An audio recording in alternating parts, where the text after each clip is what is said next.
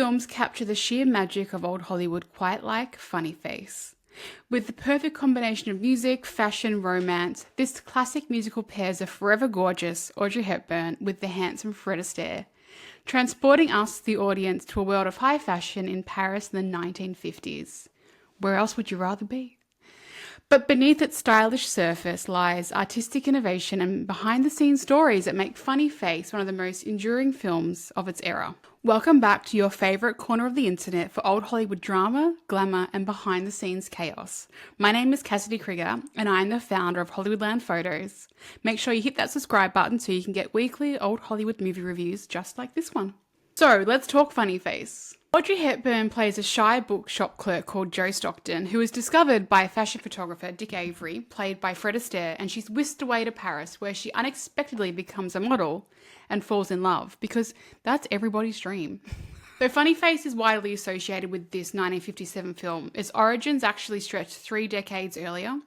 The film's title is borrowed from the 1927 Broadway musical Funny Face, which also starred Fred Astaire and his sister Adele. However, despite the shared name and Astaire's involvement, the plot bears little resemblance to the original Broadway production. The musical followed a vastly different storyline revolving around mistaken identity and romantic mix-ups. By contrast, the film's adaptation reimagines the title into a story centered on the glamour of the fashion industry and pursuit of intellectual ideals. The screenplay for this adaptation of Funny Face was written by Leonard Gersh and was influenced by the world of high fashion photography, a brand new cultural phenomenon in the 1950s, and was loosely based on the real life of photographer Richard Avedon.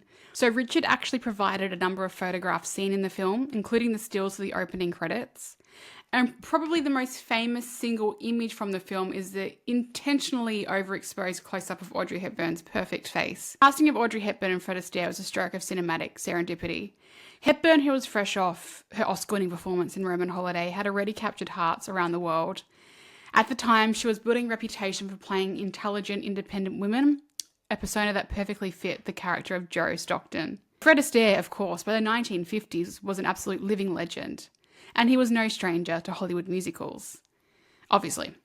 However, at 58 years old, he was almost 30 years older than Audrey Hepburn, making the film's romantic pairing somewhat unconventional, but also somewhat not for that time. Hepburn was consistently paired with older men, playing her love interests, think Gregory Peck, Humphrey Bogart, and Gary Cooper, to name a few. Astaire's effortless charm and unparalleled grace in dance sequences made him the ideal choice to play Dick Avery. And the wonderful Kay Thompson made a rare screen appearance when she played the fashion magazine editor Maggie Prescott. Thompson had several other careers, including arguably most famously as the author of the Eloise series of children's books. She was also a nightclub performer and a musical director for films. What a woman. One of the most striking elements of Funny Face, of course, is its lavish costume designs. And it's Audrey Hepburn film, of course, the costumes are going to be stunning. The film's wardrobe was a collaborative effort between Edith Head, one of Hollywood's most celebrated costume designers, and Givenchy, a renowned French couture designer. Givenchy had previously designed Hepburn's wardrobe for Sabrina, and their professional relationship continued throughout her career. Hepburn's transformation from a bookish, turtleneck-clad intellectual into a high-fashion model is one of the film's most visually stunning sequences. Each of her ensembles, from the iconic red evening gown to the beautiful, elegant wedding dress, just exudes timeless sophistication that we relate to Audrey Hepburn. Hepburn had met Givenchy when he designed her wardrobe for Sabrina. I've also reviewed that film and I will link it. But unfortunately for that film, Edith Head had received sole screen credit.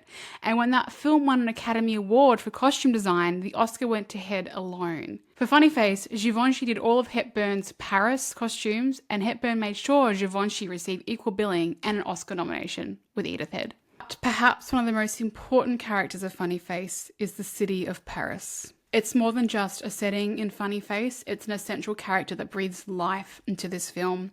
Unlike many Hollywood productions of this era, which relied heavily on sound stages, Funny Face was actually shot on location. Director Stanley Donen made extensive use of Parisian landmarks, including the Eiffel Tower, the Louvre, and the Champs-Élysées, to create an immersive experience for us, the audience. You watch it and you feel like you're walking down the streets of Paris. Famous sequence where Hepburn dances in a smoky Parisian cafe dressed in black and exuding this effortless cool remains one of the most visually iconic moments in this film, and if not in cinema history, and you just wouldn't get that in a soundstage. Paris's unseasonably rainy weather had to be worked into the script, particularly during the balloons photo shoot scene.